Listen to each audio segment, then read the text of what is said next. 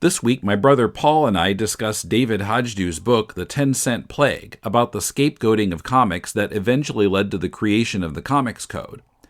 First, just a reminder that you can help this podcast by making your Amazon purchases via deconstructingcomics.com/Amazon and make that your bookmark for future purchases.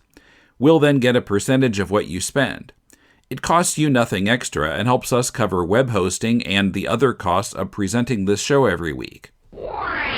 This is Tim. And this is Paul. I'm sorry.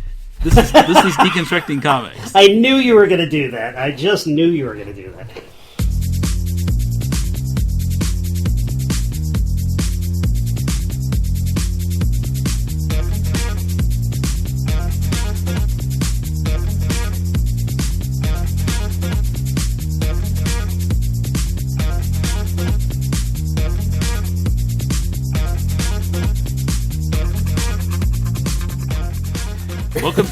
Welcome to Deconstructing Comics. This is Tim in Tokyo with Paul in Hanover, New Hampshire, not doing To the Bat Polls. Yeah, it's going to be difficult not to keep returning to stuff like trivia about William Dozier while we're doing this podcast today, because obviously it's a different genre, different podcast, probably a very different audience. But it's just it's going to be difficult to stay on track. Yeah, well, I know there is some audience crossover, but yeah, not totally. So, oh yeah, there's got to be. Yeah. So a little backstory on this episode. So Paul and family were here in Japan last week, and we meant to record this episode then, and it just didn't happen. Yeah, we were having too much fun. Yeah. I was having such a great time talking with the kids. You know, Tim has 4 kids, and I got to have them almost in the same room together at the same time for a couple of hours the night that we were supposed to do the podcast. And then the next morning, we thought maybe we'd do the podcast then, but I think we sat around reading comics and listening to records. Oh, wait a minute. No, that was when we were 12 and 14 and 16. Anyway. But it was a very nice trip. Tim was a great host. Japan was terrific. My 7-year-old son had a great time. And it's time to start talking about comics again. Get back to business. Yeah. Yeah. So the topic here is a book called The 10-Cent Plague by David Hajdu. Subtitle, The Great Comic Book Scare and How It Changed America. Yep. So of and course, that's the book is from 2008, so it's not like this is, it wasn't exactly published last week, but it's one of a fairly, a growing pile of books about this period in the history of comic books, which was, obviously a crucial period for reasons we'll talk about, and one that's probably really well known to your listenership.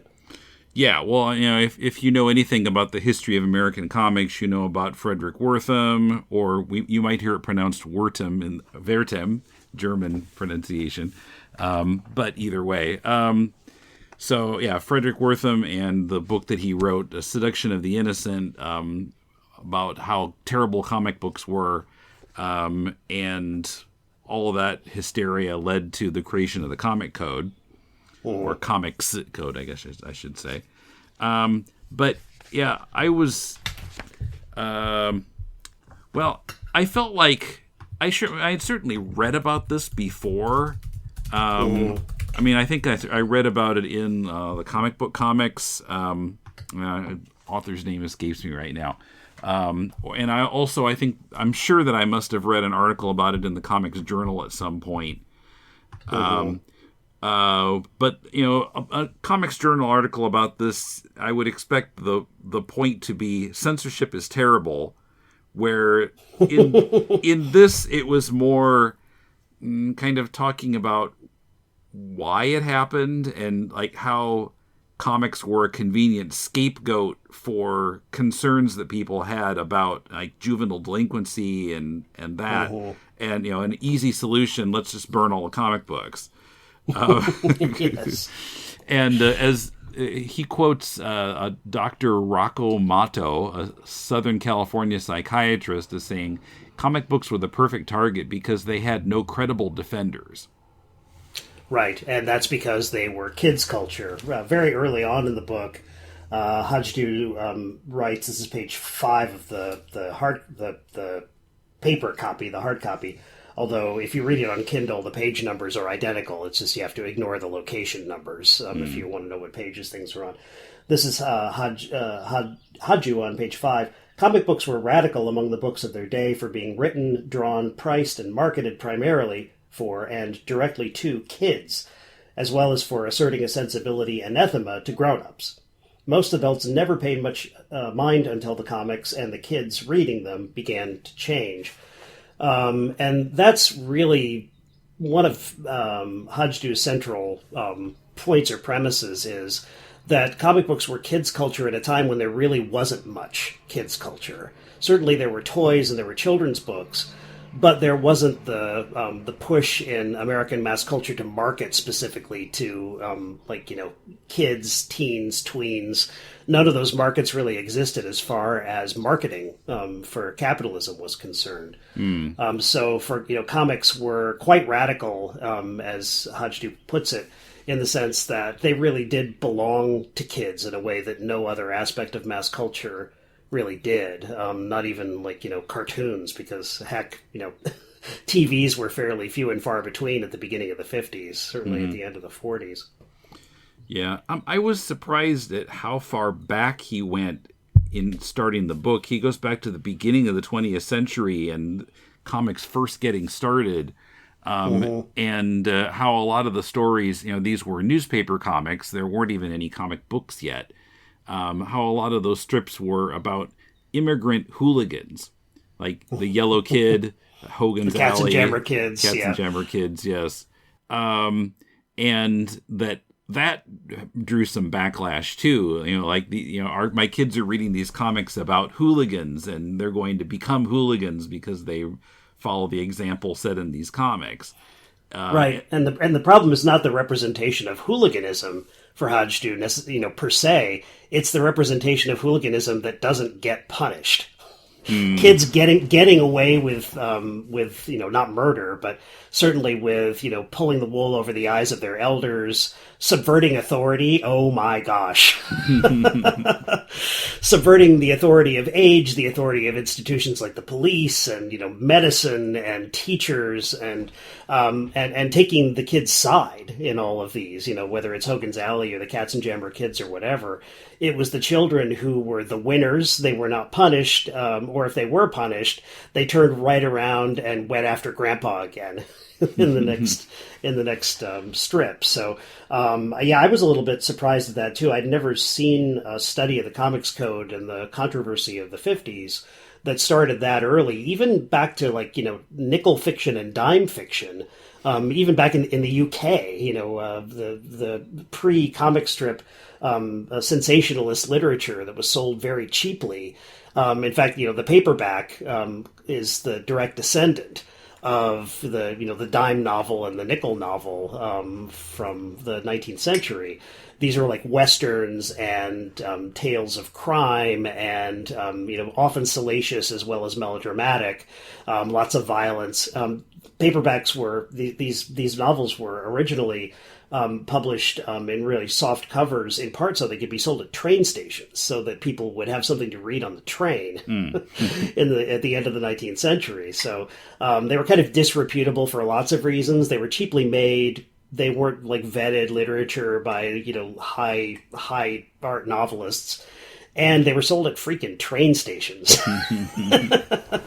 They were not exactly read in the hallowed halls of some distinguished Eastern university. So interesting.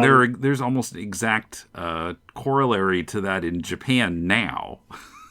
Is that right? In what way? Lots of there are these kind of paperback novels that are sold in train stations, among other places, that are the kind of pulp stuff. I think a lot of it is kind of sexual, but not all of it. I'm not terribly familiar with them. Sometimes they get turned into comics, these stories, but so and this is a recent phenomenon. I'm not sure when it started. I think it's been going on for decades, but they still survive. I see.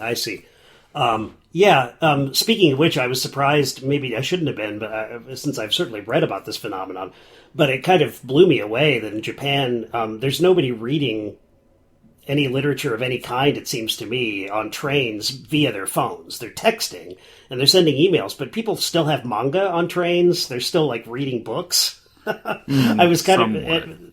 It didn't seem to me that there were that many people who were using their portable screens to read as much as to play games or interact with each other online. My sense is, and I mean I don't really read much in Japanese, but my sense is that there's a lot less available in that format because of publishers' wariness of that medium. But we're kind of getting off track here.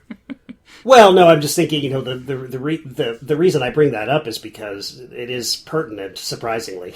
It is pertinent to this discussion, is that kind of sensationalist literature was sort of made for transit because it's sensationalist, it's distracting. You don't really have to follow a thread of some really intricate psychological narrative to read those things on a train and get into them. So there's a way in which pulp fiction, comic books, and this kind of transit culture kind of grew up together internationally to a certain degree. Mm-hmm.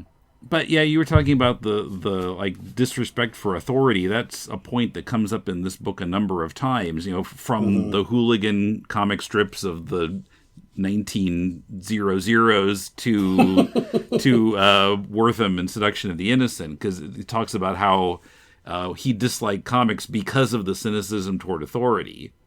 And then beyond that point, he mentions that it was a symptom of the creators feeling undervalued, which is an interesting analysis, I thought. Yeah, Hajdu is, certainly he's sympathetic to the creators. In fact, there's 13 plus pages of, double column lists of names of people who never worked in comics again after 1954. It's almost like a graveyard. He's there saluting them in the appendix of the volume. But he does note that Wertham seemed at least somewhat sympathetic to the creators as well, which is not something you might expect, considering the reputation that Wertham has got among comics readers now. As he's Darth Vader as far as many of us are concerned. Yeah. Because he killed EC, which is considered, a real high point in, kind of the beginning of the counterculture, as well as in our understanding of the history of American comics. But yeah, he felt sorry for the creators, as you mentioned, that they felt undervalued, and there's a certain radical energy that comes from being pissed on, if you don't mind my saying it that way, by culture at large, that the cartoonists and writers seem to be expressing in their work. He does get into like some anecdotes of points, where kids like committed suicide or maybe accidentally killed themselves or killed other people, killed other kids, and may or may not have been a result of their reading comics. And I felt like, at that point it gets kind of tricky. I mean, you mean who's responsible? Wertham's argument gets kind of tricky? No, I mean, so this is what Hajdu is writing about. And so I'm thinking, so whose responsibility is that?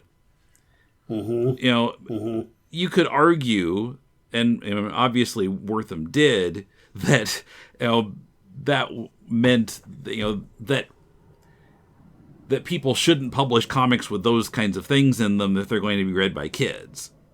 Now, of course, that puts all the responsibility on the creators of the comics and not on the kids or their parents or anybody else. So, then you have to give it some thought. Who is really to blame here? Yeah, and Hajdu, I think, doesn't really come. Do you think he has an opinion on whether comics were really responsible for? No, I felt like he was really even-handed there. He didn't really have express an opinion either way. He was just kind of presenting the facts, I felt like. I did too, except that he seems very anti-Wortham to me, which, shouldn't be too surprising. No. But he's not, he's interested in showing all the shortcomings of Wertham's argument, and I know there are tons of them, right? There are a lot of shortcomings, including the fact that his clinical research wasn't really all that clinical, that it's much more anecdotal than it is clinical, and like rigorous in the sense of having like a test, a test group and a control group, as well as the group that was exposed to comics. Over and over again, the argument that Wertham seems to be making, according to Hajdu, is that comics do cause children, and not just children who have so-called broken homes, what would have been considered in the 50s a bad family life or bad home life. What really concerns Wortham is the kids who are from upstanding families. He believes that they are more vulnerable to the kind of ideational quality of these scenes of violence. That they're the ones who are going to get ideas, not necessarily the kids who are already mentally challenged or troubled or even seriously disturbed. The comics are more or less just kind of a corollary to their own behavior, as Wortham puts it somewhere in Hajdu's book. The really troubled kids already have fantasies of their own. They don't really need the comics to charge them up. So it's the upstanding middle class white bread kids who are the most vulnerable to this. But Hajdu, maybe rightly so, is really dismissive of Wortham's argument because it seems, corrupt at its base, in that he's not presenting in Seduction of the Innocent anyway a really clinical academic study so much as it is a sensationalized, itself a kind of sensationalized account of what comics are responsible for as far as his argument is concerned. Based on kind of academic or anecdotal evidence and imagination. And, Wortham just kind of throws the kitchen sink at comics as a medium, pretty much. I mean, he doesn't just, dislike crime comics or horror comics. He finds fault with any kind of comics.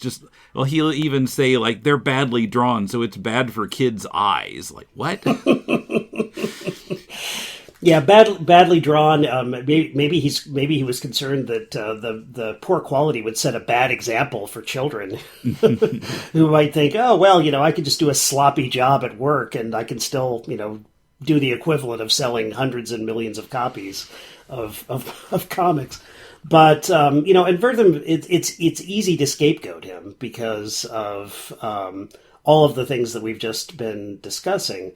He didn't exactly win any popularity contests, but he did seem he seemed to equivocate about things like censorship. He didn't seem to want censorship, at least as far as even Hajdu admits this, that he wasn't interested in censorship. He was asked to be part of the Comics Code Authority once it was developed. He was asked by the Comics Magazine Association of America to be one of the members of the board of the Comics Code. In fact, maybe even its leader.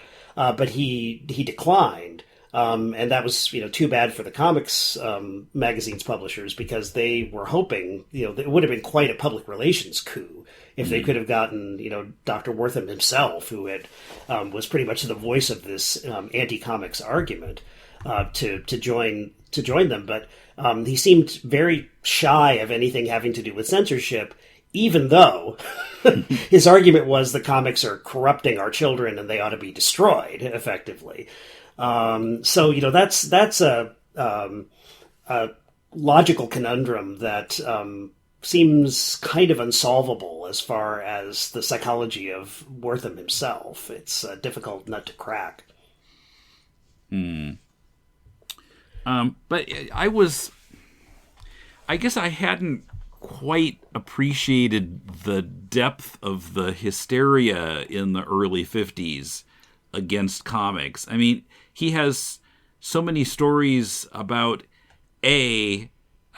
comics artists being shunned by people as soon as the other people found out that they were comics artists, and B, he interviews a lot of people who were kids at the time and were made by their elders to have comic book burnings, which I thought was a really interesting angle to take. And, yes.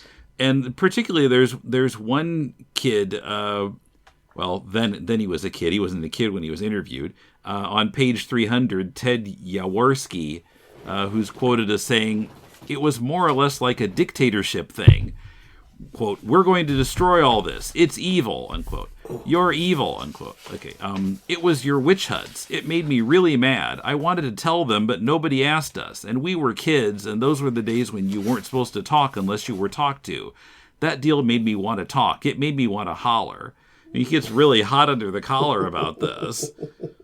They were just, and somebody else on 150 says, "I thought the teachers were trying to use us." Mm-hmm. I wonder how much of that is hindsight, whether they really felt like that as kids or not, is really difficult to tell 50 years later. Mm-hmm. I'm not trying to, I don't doubt them necessarily. Yeah. I believe that they believe this quite fervently. Yeah, well, some of them say they were mad because they wanted to read the comics and they didn't think anything was wrong with them. Right, but yeah, exactly. But, whether they're misremembering or, putting a more kind of, rose-colored tint to their own understanding of the situation 50 years later. Whatever the case, those kids that get interviewed seem like the kind of they're the fulcrums for the upon which the whole problem turned. These are kids who want to please their parents, but are realizing their parents might be absolutely wrong.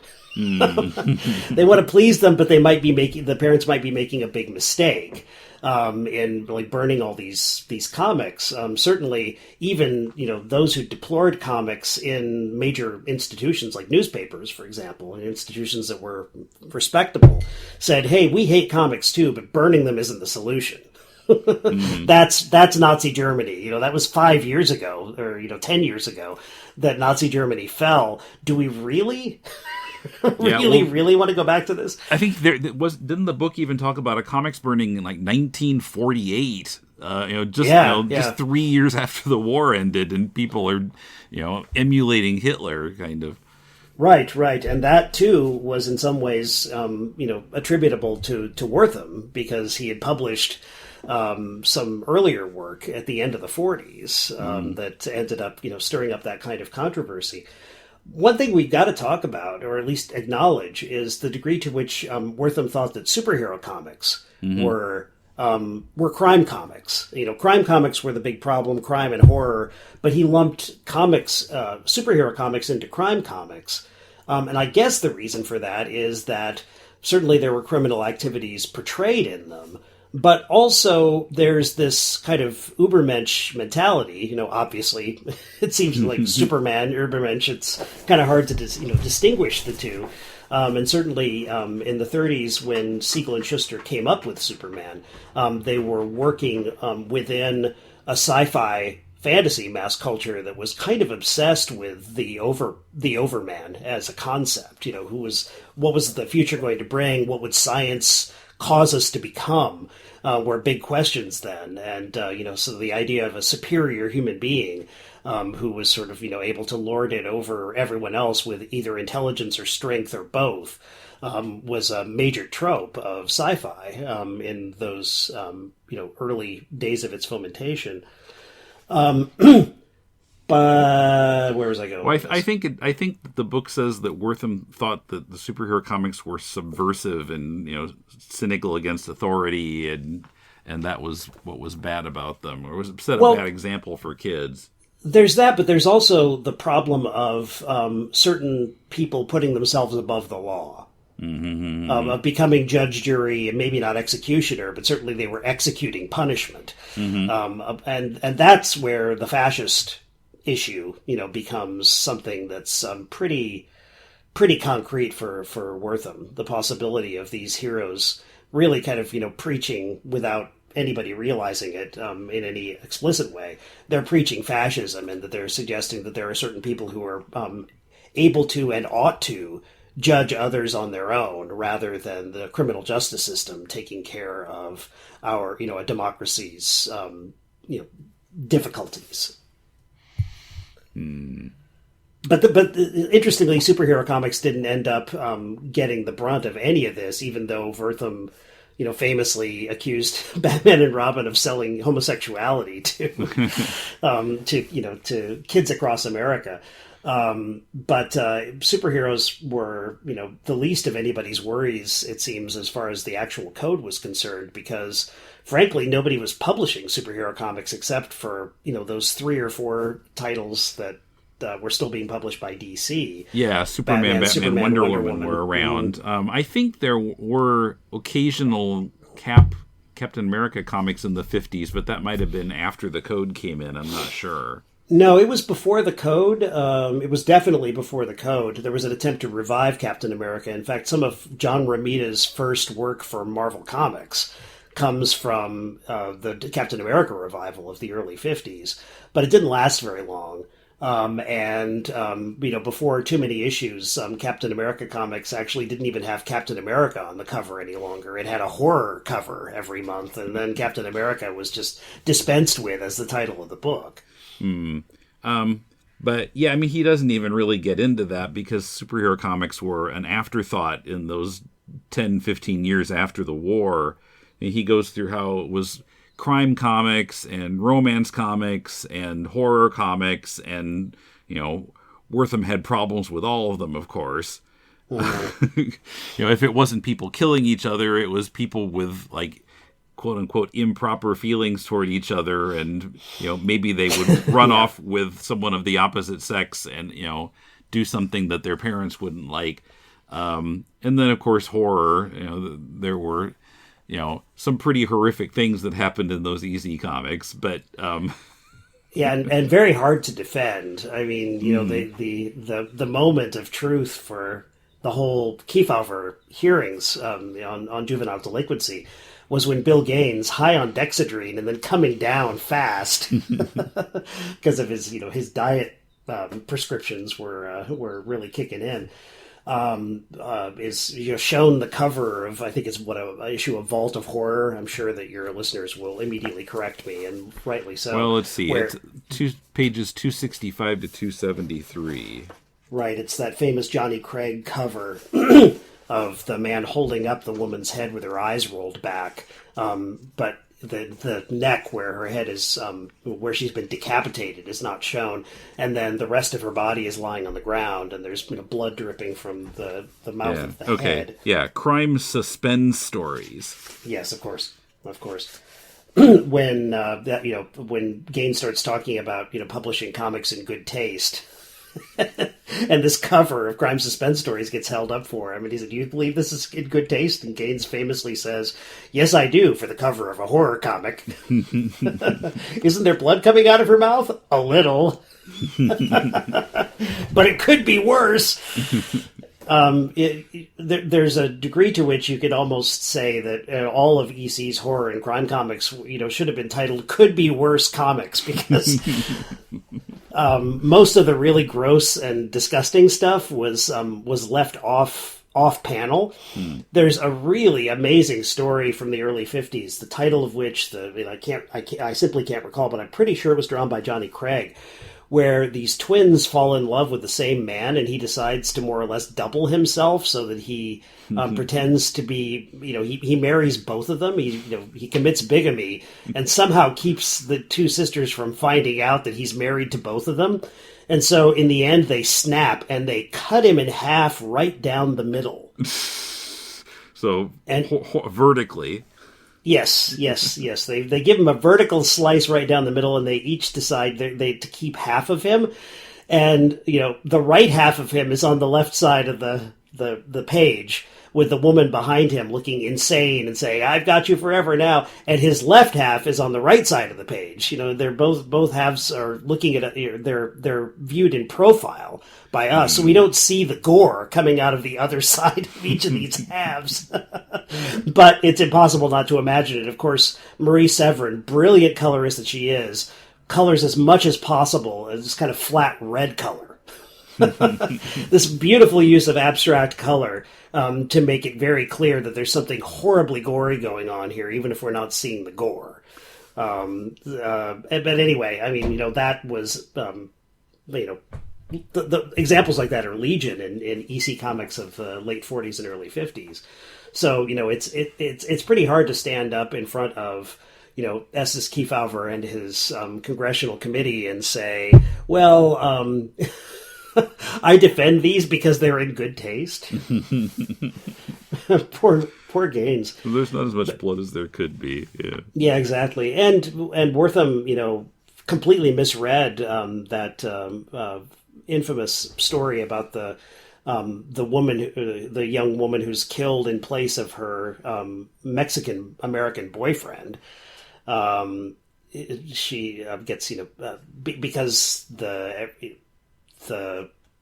father is calling him a spick and a wetback, and they decide to lynch him, and then they accidentally somehow end up grabbing the daughter and putting her in a bag and beating her to death. Then suddenly the Mexican-American boyfriend shows up and says, "Oh my God, what happened?"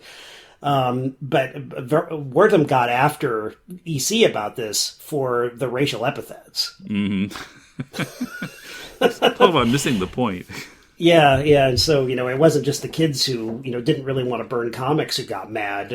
Gaines presented himself as angry at Wortham during that testimony for completely misinterpreting the story, so that the problem was that it was somehow promoting racism rather than showing how destructive racism can be for, the racists as well as those who are being persecuted. Yeah, see, that's the thing. The thing that Mad Magazine ended up taking from EC in general was this real disdain for adult culture that Al Feldstein describes in Hajdu's book. He said, my parents were my parents, but I had no respect for them whatsoever because they were totally screwing everything up. Dad couldn't hold a job. They were always fighting. Mom was blaming Dad for everything, and they seemed incapable of running their lives in a way that was productive and, lucrative enough to end up, bringing up their children properly, and they were behaving badly. So, Mad Magazine picked up the strain of that idea that parents were not doing parents' job, that adults weren't really deserving of being authority figures just because they were adults. And then just totally taken down the authority figures. There's a lot of that going on in EC horror and crime comics, but then Mad just takes it up with a vengeance as satire and turns it into something more obviously satirical than even, Vault of Horror, Crypt of Terror, and Crime Suspense Stories was. Coming up, how the guys at EC Comics lived in a bubble until it was too late. Wortham's leftist political leanings and his unsophisticated approach to his subject. What to look for in a book about the code and what's missing from this one, and more. But first, help Deconstructing Comics, Critiquing Comics, and To the Bat Pulls move up to bigger and better things. Pledge a few bucks a month via Patreon at patreon.com/deconcomics. I'm trying to find a way to make podcasting into a career. Your pledges at Patreon can help make it happen, which would free me up to make that much more content. Help us out at patreon.com/deconcomics. I'm Batman. And I'm Robin. This is Tim. And this is Paul. To the Bat Pulls! The iTunes reviews are in on To the Bat Pulls podcast. A terrific podcast, Rave's Got a Rugrat, that brings review, film analysis, and sociological impact to episode-by-episode musings without ever losing the feeling of two brothers with towels tied around their necks, running through the backyard. Unmissable. Exquisite. You've heard the reviews, now try it for yourself. New episodes on the first, third, and fifth Thursdays of the month on iTunes or Stitcher, or at tothebatpulls.libsyn.com. Wild! For nostalgia, analysis, and fun, it's To the Bat Pulls.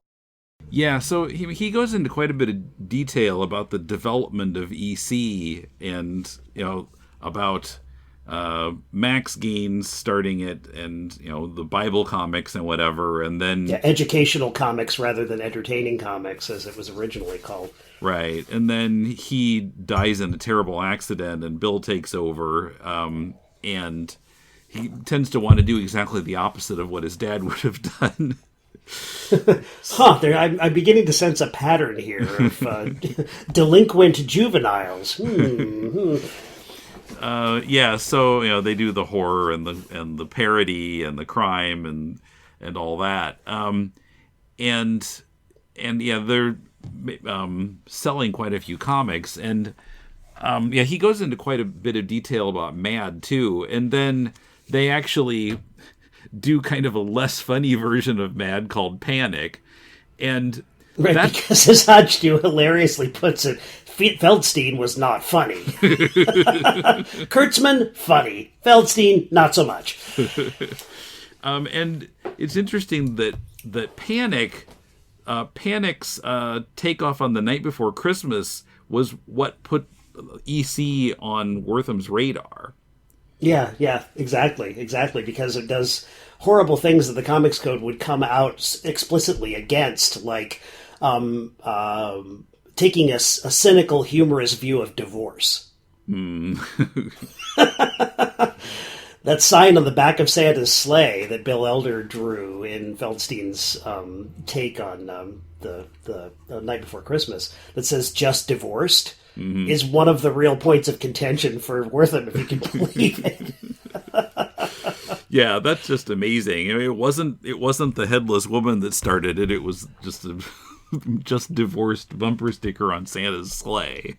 Oh, yeah, it's just amazing. And really, all that story is Elder literalizing everything he can literalize in The Night Before Christmas story. So, Dancer, Prancer, and Vixen. Vixen is, of course, not a reindeer, but this voluptuous woman who's pulling the sleigh. And Dancer is, of course, a ballet dancer complete with tutu. Feldstein didn't really write that story at all. No. Elder just did what Bill Elder always did. Pretty hilarious. Now, I want to throw something. Oh, go ahead. You were going to say something. One other thing about that was that, as a joke, for Panic, they had revived the Tiny Tot Comics imprint, and Wortham brought that up again and again, like, that means this comic is for tiny tots, but look, voluptuous woman and positive take on divorce, and it's terrible.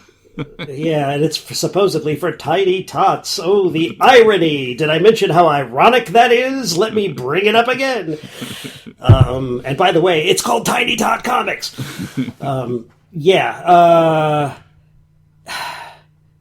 Well, you gotta admit, though, it's kind of indefensible. Well, yeah, I mean, it's kind of an inside joke that nobody else would get. Exactly. To call it Tiny Tot Comics. Yeah, that's really funny. Like, the EC people just didn't care anymore. Just whatever makes us laugh. Yeah, pretty much. And, it's a good thing for comics that they did that. However, it was a terrible thing for comics that they happened to do it in a very literalist culture. That was not interested in anything but the kind of, at least as far as Wortham was concerned, was not interested in anything but the, completely obvious meaning. Mm-hmm. Yeah. The irony that might come underneath it. Go back to pages 102, 103. Back in 1948, it points out the anti-comics crusade was building even then, but the comics creators were in such a bubble they didn't even notice what was going on. Yeah, this is worth quoting now that you mentioned page 102, 103. This is what Wortham told Judith Crist in 1948 at the same time. The publishers will raise a howl about freedom of speech and of the press, Wortham told Crist. Nonsense. We are dealing with the mental health of a generation, the care of which we have left too long in the hands of unscrupulous persons whose only interest is greed and financial gain. If those responsible refuse to clean up the comic book market, and to all appearances most of them do, the time has come to legislate these books off the newsstands and out of the candy stores.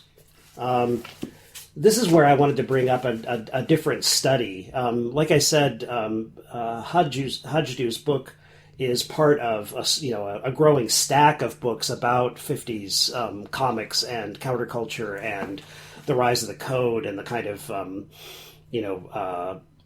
implications for democracy as well as for kids culture of this moment. There's a book called Comics, Cowboys, and Jungle Queens, Comic Books in America, up to 1954 by William Savage. That's from 1998. There's Bradford Wright's very good book, Comic Book Nation, The Transformation of Youth Culture in America, from 2003. And there's Bart Beatty's Frederick Wortham and the Critique of Mass Culture from 2005. But the one that I did read especially carefully while I was reading Hajdu for this podcast was Amy Nyberg's book, Seal of Approval, The History of the Comics Code from 1998. Which is really about the comics code and not about comics content. It's just about the kind of, the sociology of the building of the comics code. It's like she's taking on the same subject as Hajdu, except she's giving us all the legal history that leads up to it. But she has a chapter on Wortham that I find really interesting, and I think Beatty picks up on this in a way that most critics of Wortham don't. And that is that Wortham was actually really progressive in some ways.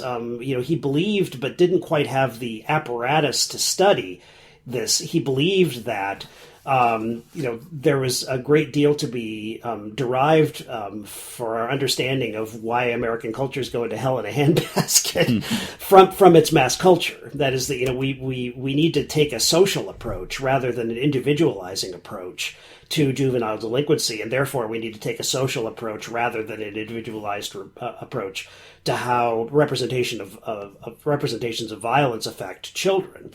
And in that, in his seeing mass culture both reflecting and regurgitating and rebuilding a certain discourse about, male-female relationships and about an attitude toward crime and all these things, he was very much of a piece with a group of German philosopher sociologists that were grouped together now as the Frankfurt School of Social Research. There was a Frankfurt School in Germany before World War II that had pretty much had to disband because all of its members were either Jewish or politically left to a degree that they just had to get out of Nazi Germany once it really took off. But the Frankfurt School was very concerned with the notion that mass culture was reproducing an ideology, and that ideology becomes kind of a self-fulfilling prophecy, and it becomes so normalized by mass culture that that male violence against women, let's say, is just the way things are, or that capitalism is the only way to go. That it's not that anybody is evil that's producing this mass culture necessarily. It's that they are part of an ideological machinery that they just can't escape.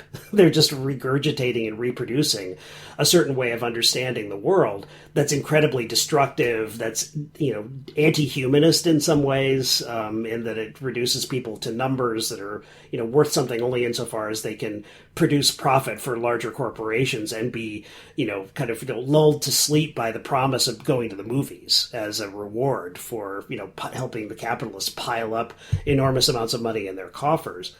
The thing is, Wortham didn't have the scientific / philosophical apparatus to really talk about that the way that the rest of the Frankfurt School did, even though he affiliated himself with them, at least intellectually. And so he didn't really know how to express the problem very well, except to say comics are bad and they're causing our children to become, mass murderers. It's not a very sophisticated way of thinking about the relationship between mass culture and everyday, American life. That the other Frankfurt School theorists like Theodor Adorno, Max Horkheimer, Walter Benjamin, Siegfried Krakauer, all of these were, members who were either part of the actual Institute of Social Research that was later called the Frankfurt School, or they were very closely affiliated with the same group. They all had a much more academic understanding and not necessarily a sociological understanding at all of the relationship between mass culture and behavior. But Wortham just kind of literalized all of that. I guess I'm just saying that what Amy Nyberg wants us to understand is that Wortham was actually socially very progressive, and to the point where he was very interested in the fact and very concerned about the fact that African Americans in New York City in particular, where he was working at the time, didn't get really anything in the way of any attention to their mental health. Mm-hmm. And so, he worked and ran an institute for, affording very inexpensive mental health medicine in the sense of, counseling and everything else that goes along with it to poor and struggling working class African Americans in the 1950s. So, as far as what we understand as socially progressive, he was totally for the underdog. Mm-hmm. But what this all came out in terms of this kind of hearsay anecdotal study that ended up making people run around with torches rather than come up with some sensible ways of thinking about the problem of juvenile delinquency and the problem of discontent in American life. So it's no wonder that he got really shied away from the idea of burning comics and censorship, because he was, in fact, liberal in those senses. It's just that I think he didn't really have the language to, discuss what the problem was with comic books that, as he understood it, that would have made a more progressive argument rather than the regressive argument of just like destroying everything that you don't like in order to keep it out of harm's way, because that really sounds like it's really a simplistic way of thinking about how to solve the problem. Mm-hmm. Even though his difficulty with comics was the much larger problem of how violence in America feeds representations of violence in America, and how that violence represented feeds back into violent impulses. He was interested in the kind of ecosystem of mass cultural violence and social violence. But, the only argument he had against it was, set them all on fire, which meant that he was a walking contradiction himself. Well, and also in the picture Hajdu paints of him, it seems like one of his main goals was to promote himself. Well, yeah, that's certainly what Hajdu seems to think, and I don't get that sense from Amy Nyberg's book at all. But that doesn't mean that it wasn't true. It's just that that's what Hajdu chooses to emphasize, which means that we get a much more kind of, draconian Mandarin vision of Wortham than Nyberg gives. Although in Hajdu's defense, Nyberg says that Wortham is progressive, but she doesn't have any explanation either for the relationship between his very progressive ideas about mental health and about race and about sexuality in the U.S. and his very, seemingly right-wing reaction to it, which is to just get it, destroy it, and maybe the bad thoughts will go away. She doesn't have an explanation for that either. So, self-promotion does certainly seem to be part of it, especially the kind of Hajdu deconstructs Wortham's testimony at the Kefauver hearings to the point where he even mentions every single significant pause that Wortham put into one of his speeches in order to make himself sound more dramatic. Now, as a teacher, I understand how important that kind of performance can be to getting a point across to students. But on the other hand, at least in Hajdu's in the context in which Hajdu places that particular part of the testimony, where he's talking about the exact places where the pauses go in Wortham's speech, he seems, it really does feel like a kind of self-promotion. He's presenting himself as the savior, Wortham is, of America's youth. Well, at least he didn't talk like Shatner. Or Adam West. I swear to God, we're the same person. A slight interdimensional rift made them into two separate people.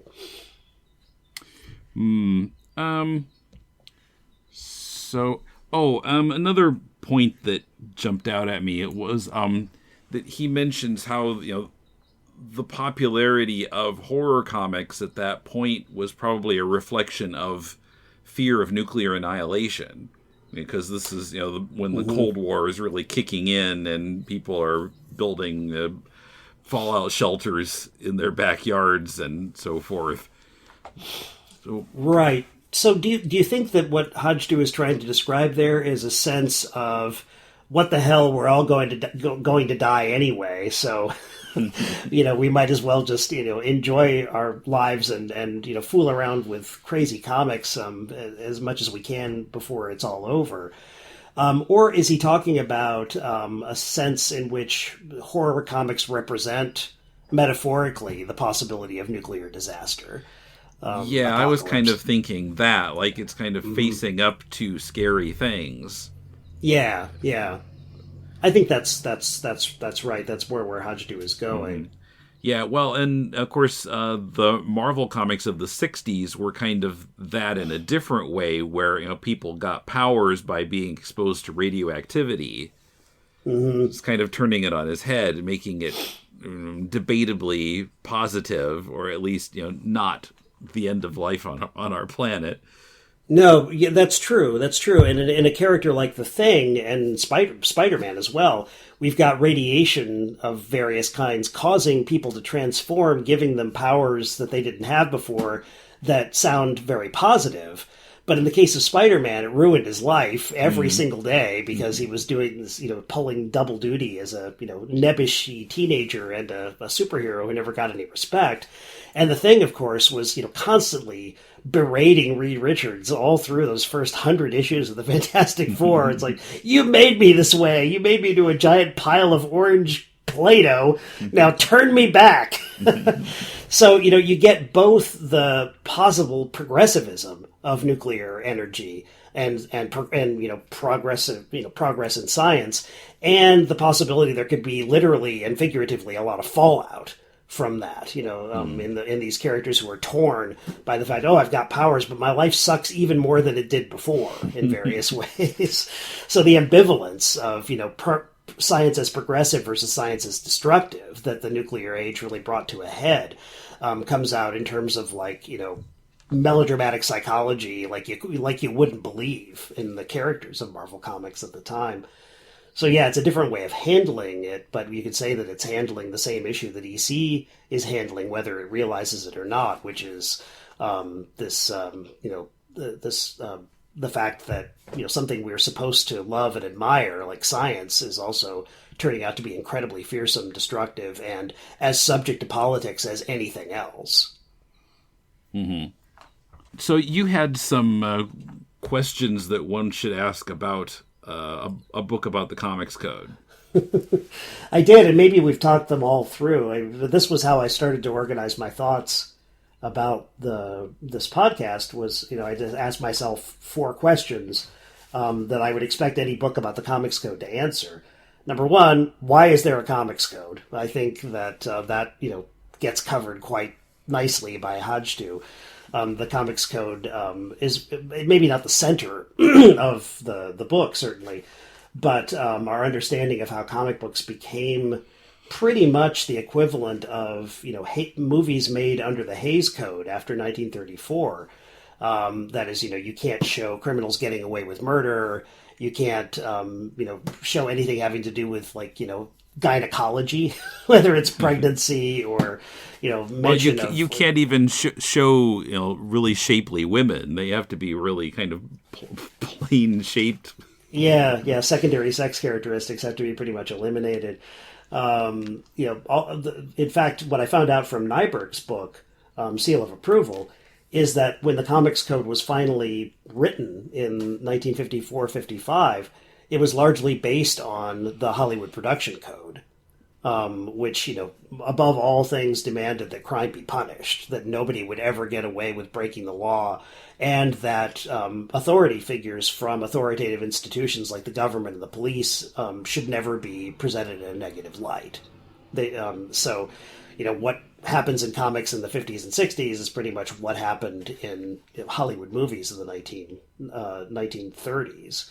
When the code finally came into effect. But you know, certainly we find out about that in Hodge's book, but it's about a great deal more than that. Number 2, what is the nature of the code, which, you know, we've just talked about. Number 3, who are the winners and losers in the struggle over comics? And number 4, what were the code's ramifications and consequences for culture at large, as well as for readers and creators? Yeah, well, and that point, I was really wanting more because, you know, the Comics Code is set up, and there's some anecdotes about the over enforcement of it at the beginning, the kind of random, like, no, you can't have a black person in this scene. Like, what? That's the whole point of the story. But, and then there's this epilogue which is, of all things, an interview with R. Crumb, and about how the EC books pre-code influenced him and came out in his underground stuff in the 60s and 70s. Mm-hmm. But, what I would really like is, like, what happened, how did the comics code affect comics in the following decades? I mean, you could have, you could write about the instances where comics, went around it, and like the Harry Osborn drug issues of Spider-Man, or I think the Speedy drug issues of Green Lantern, Green Arrow, I think didn't have code.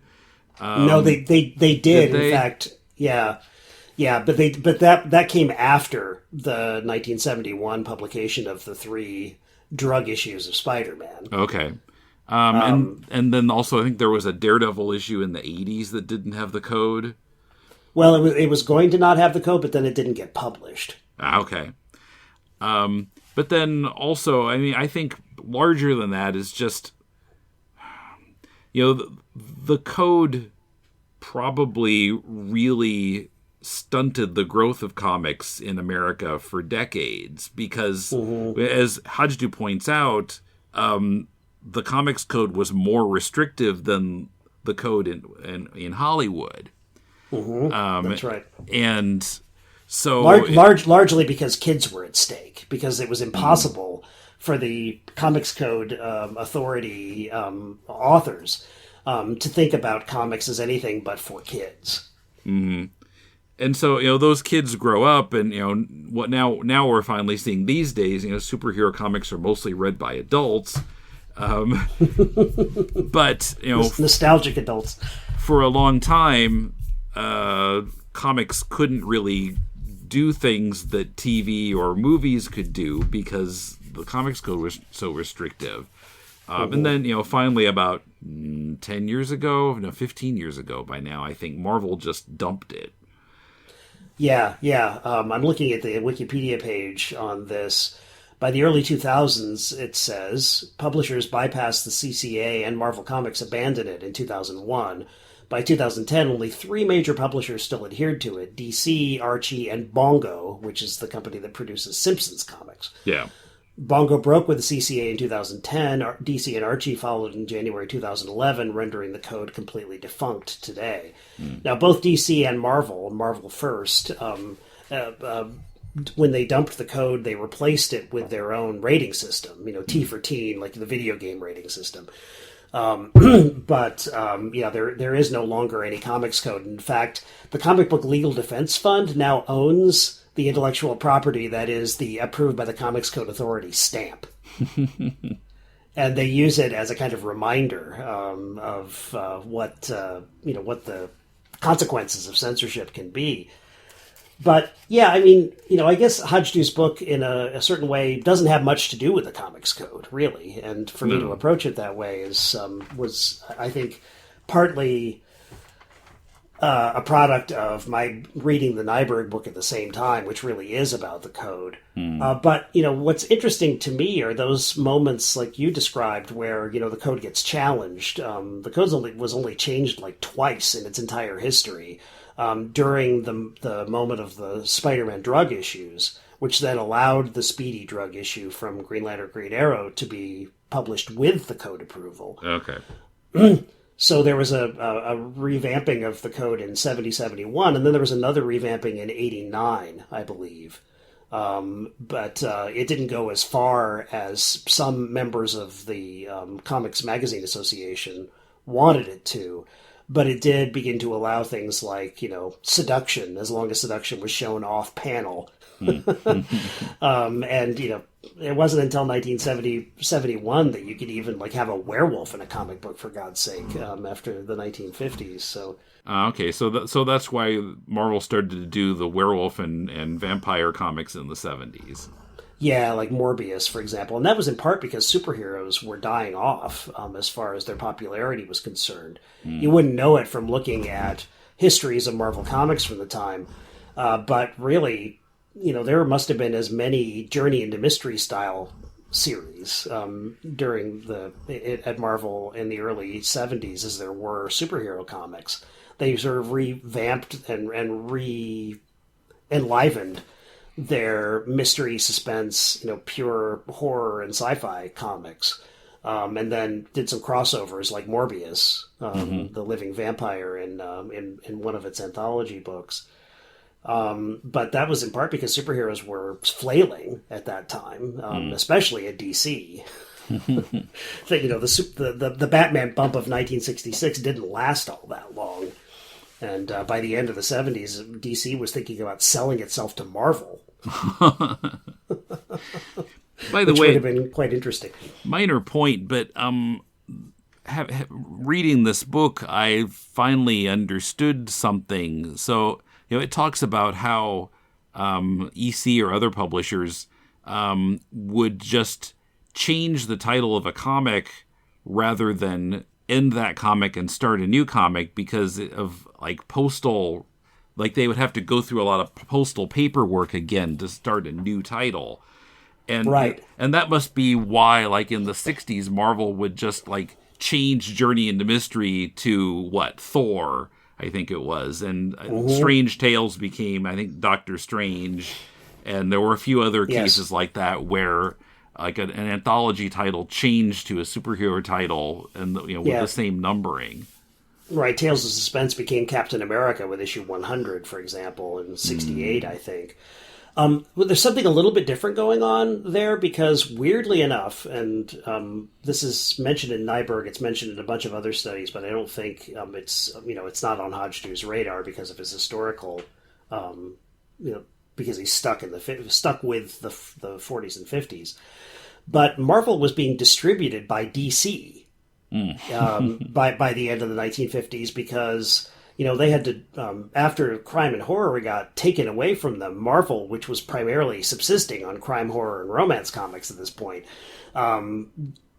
really, they had to fire tons and tons of people, as Stan Lee has reported in various places. It's in Sean Howe's book on Marvel as well as here. Right, yeah, I think when I was comparing the bibliographies of the two books, and I noted that an interview with Stan Lee in Hajdu's book is quoted in Howe's book. And so then I read a little bit further. I think I just saw that again at that point where DC was distributing Marvel. And so there was a big limitation on how many titles Marvel could publish. And so they had to lay off a bunch of people. Yeah. Marvel could, I think, only publish 8 titles. That was what DC had held it down to. So that it was sort of like... DC was allowing Marvel to live, but it was holding its head underwater most of the time. It would allow it to breathe from, once in a while, but was severely limiting its freedom. So, instead of starting up new superhero comics during that time, they tried them out in anthology titles until they came to dominate those anthology titles, like Thor came to dominate Journey into Mystery. The Doctor Strange and Nick Fury came to dominate Strange Tales. Do you recall how long that arrangement lasted with Marvel and DC? I think it lasted until Marvel started its own distribution company somewhere around the turn of the 60s to the 70s. And that's the point at which they freed themselves from DC. Wow, that late? Because, thought they were publishing quite a few titles in the 60s, but... Not as many as you might think.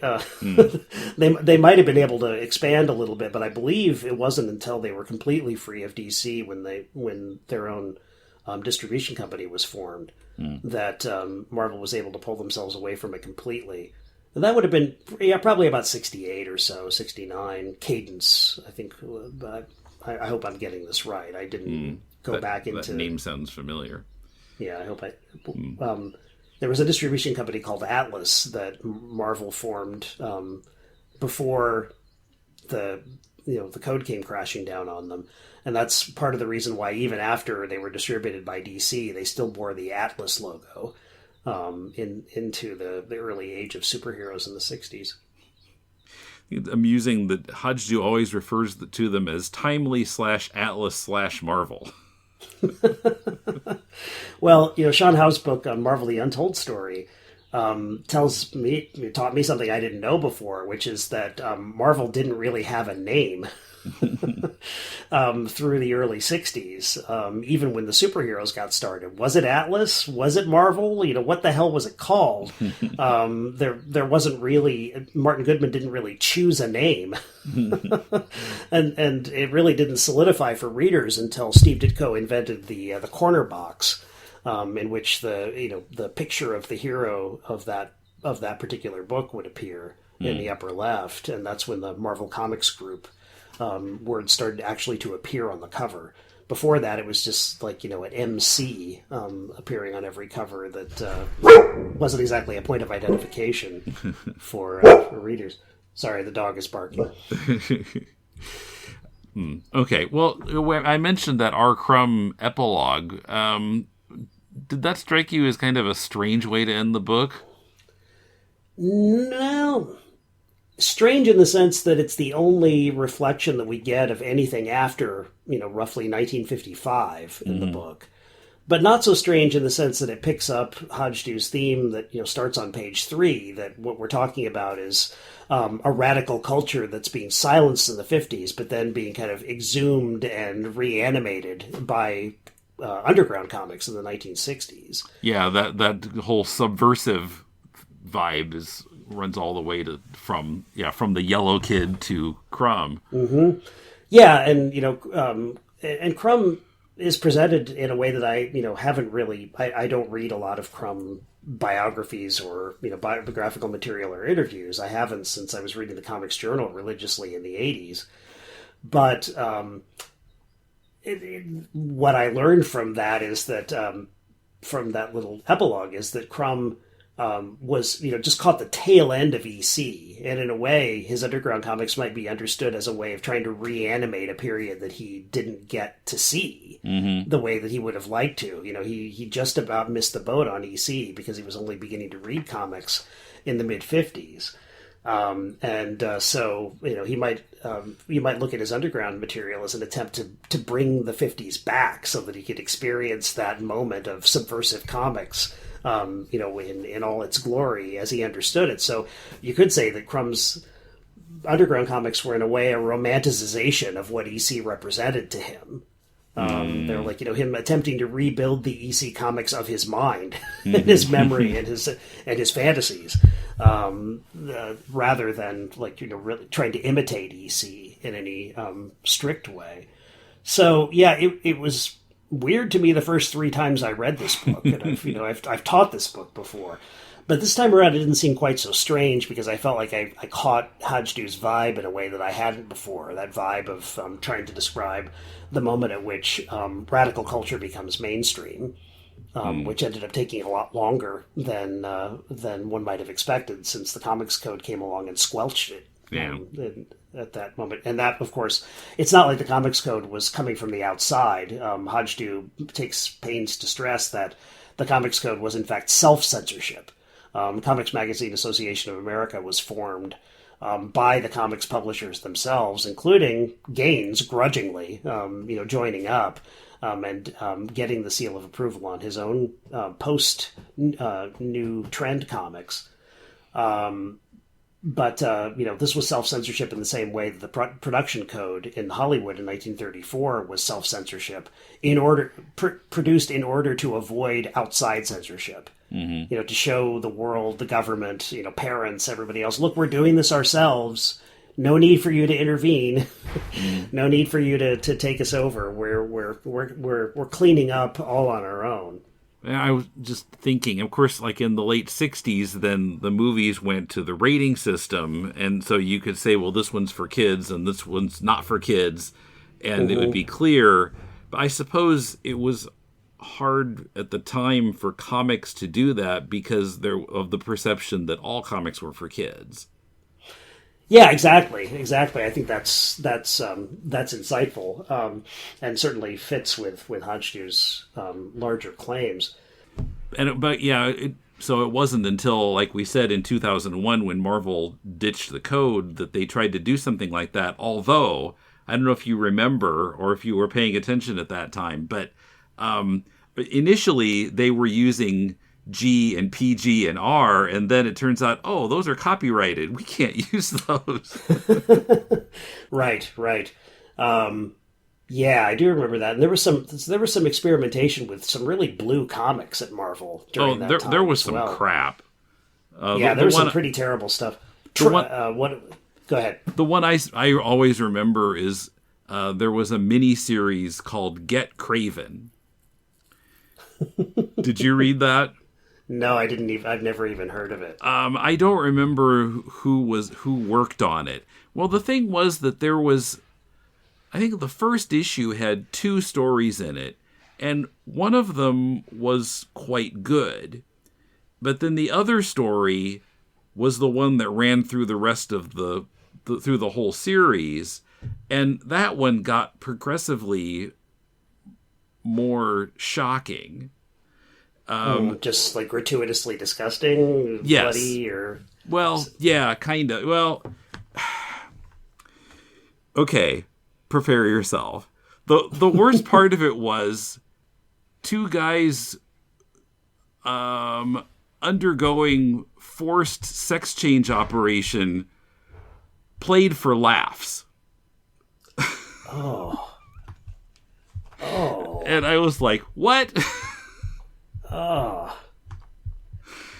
And this is Spider-Man involved in it. Like how I remember I wrote Marvel an email about this. Like this is completely out of character for Spider-Man to be even involved in something like this. But anyway. Yeah, it sounds like a real a desperate attempt to make comics, just sensationalize comics to the point where somebody would pay attention to them. Yeah. I think too of what I associate with that period in the early aughts is the Mark Millar comic Trouble. I don't know that one. I think it was simply called Trouble, but it's supposedly a kind of reimagination of Ben Parker and May Parker's early relationship, but it takes place in the 90s, 2000s. And it's all about like premarital sex. It turns May Parker and Anna Watson into these skanks, which seem to be fulfilling Millar's fantasies about them. His probably the fantasies he drew in his notebook when he was in primary school or something. And it was widely derided as the worst comic ever published. And somehow it ended up becoming anthologized. You can actually buy an anthology of it. Maybe just for insane Marvel history posterity, but there it is. Well, yeah, so I remember some other things that came out around then, too. Just Marvel, I think there was kind of a pent-up demand in comics to do crazy stuff like that, and when the code went away, they kind of got it out of their system, and then they kind of righted the ship again after that. Well, yeah, it sounds like, if you're trying to do things just to shock rather than because you like the idea of, say, men getting forced sex change operations as humorous, it sounds like an underground comic that's done just, I remember seeing some Raw Crumb comics in which, there's an orgy and there are, dismembered penises and breasts flying through the air. It's not as though Crumb was advocating the ripping off of sex organs and secondary sex characteristics, but rather because it would make you throw up, or it would, it would give you a reaction just for the sake of the reaction. That sounds like what Marvel was doing in the early aughts, but I'm not sure if that was really because of a pent-up desire of comic readers to read really crazy stuff, or because Marvel was just absolutely as desperate as it had ever been to bring sales back in.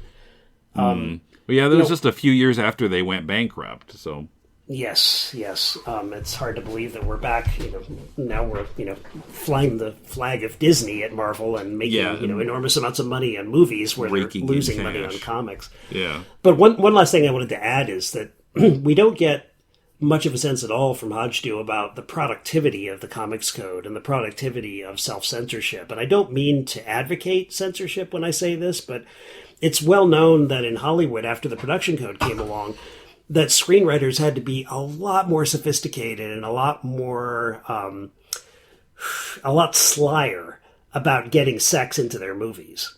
They had to build it into innuendo, like the famous Lauren Bacall line, from To Have and Have Not. You know how to whistle, don't you? You just put your lips together and blow.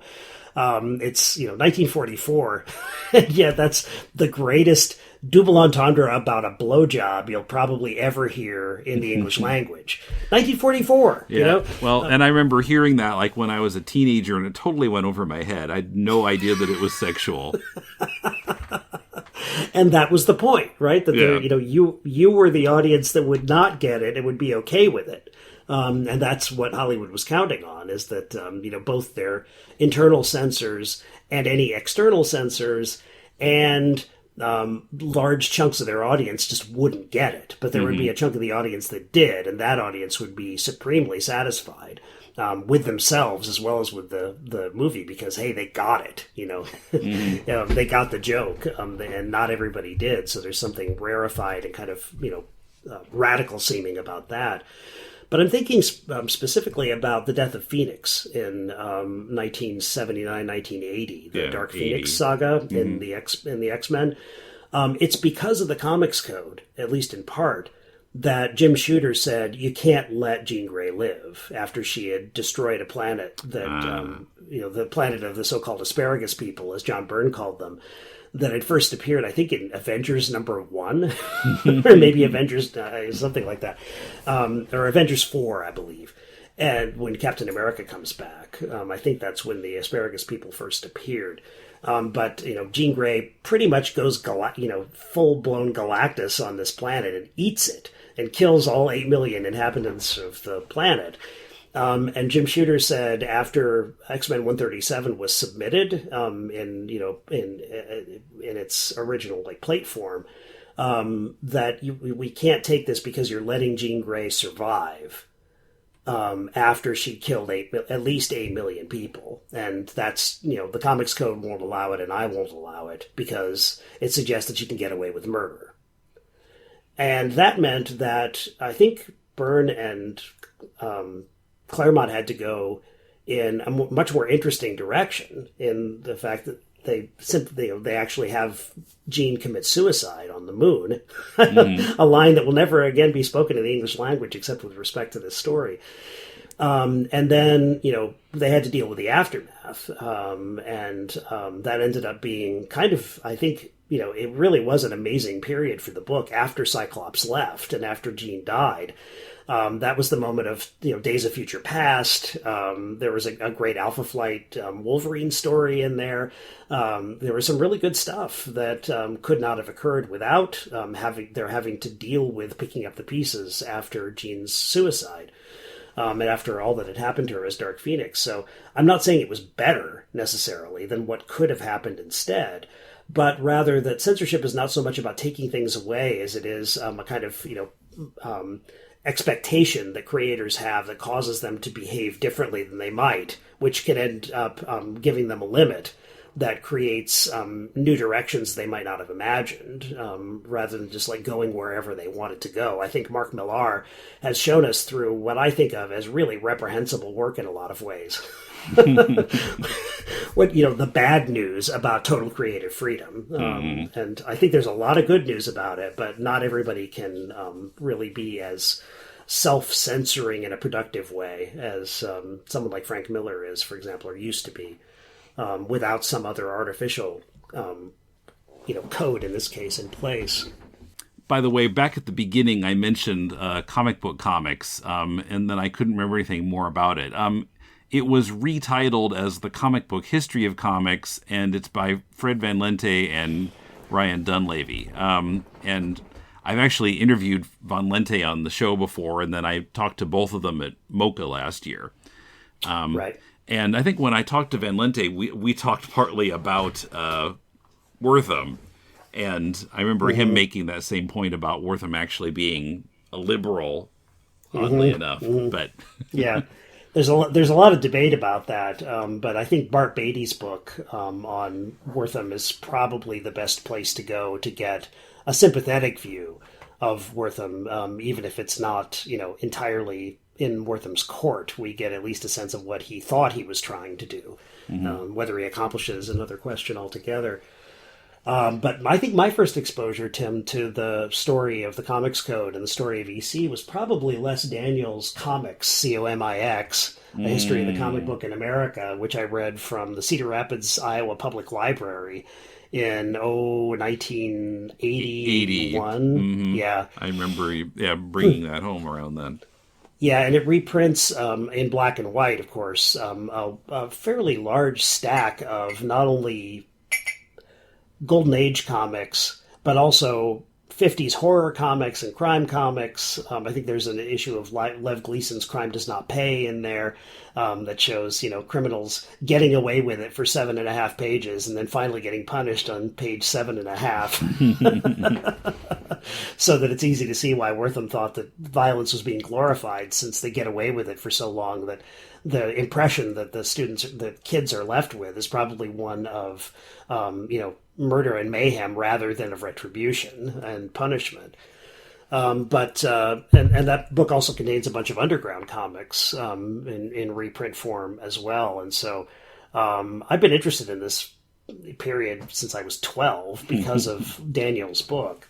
It's just great to live in an era, and this is going to be my plug for comic studies as an academic field. It's great to live at a time when there isn't just one book about the Comics Code. There are like 15 and about this moment in the history of comics, and they're all talking to each other and developing new ways of understanding the period in conjunction with each other, rather than just kind of being the definitive word. Yeah, but I would like to read a book about what happened after the code was instituted up until like the 2000s, as we've been discussing here. That would be, I don't know, does such a book exist? Do you know? Well, Amy Nyberg's seal of approval, The History of the Comics Code from 1998, is pretty good, but it stops in 1998. Yeah. What I'd like to see is a book that covers that entire period as well as it does, plus the censorship and internal rating systems that came and went and waxed and waned up to the present. We don't have any account of the last decade and a half to 2 decades, and I think we get some of that information from Howe, but it's not his focus. And it would be great to have a focus more specifically on this issue. Yeah. Okay. Well, now I have to edit this episode and put in some clips from the Batman episode. Oh, wait. Yeah, which Batman episode did we talk about in this podcast? I can't seem to remember. We just finished discussing it. Batman versus Frederick Wortham when he commits the crime of accusing them of homosexuality. I could even imagine the names of the 2 episodes of the arc: Batman's Gay and Not Today. He defeats Wortham by showing him Aunt Harriet. See, we have a woman living here. No problem. No, I'm melting. Yeah, and the fight sound effect is Harriet. Yeah. Yeah. Right. Playboy. Heterosexual love. Patriarchy. Batgirl. Yeah, exactly. Okay, this has been the most awesome episode of To the Batpoles ever. Just because of those last 30 seconds.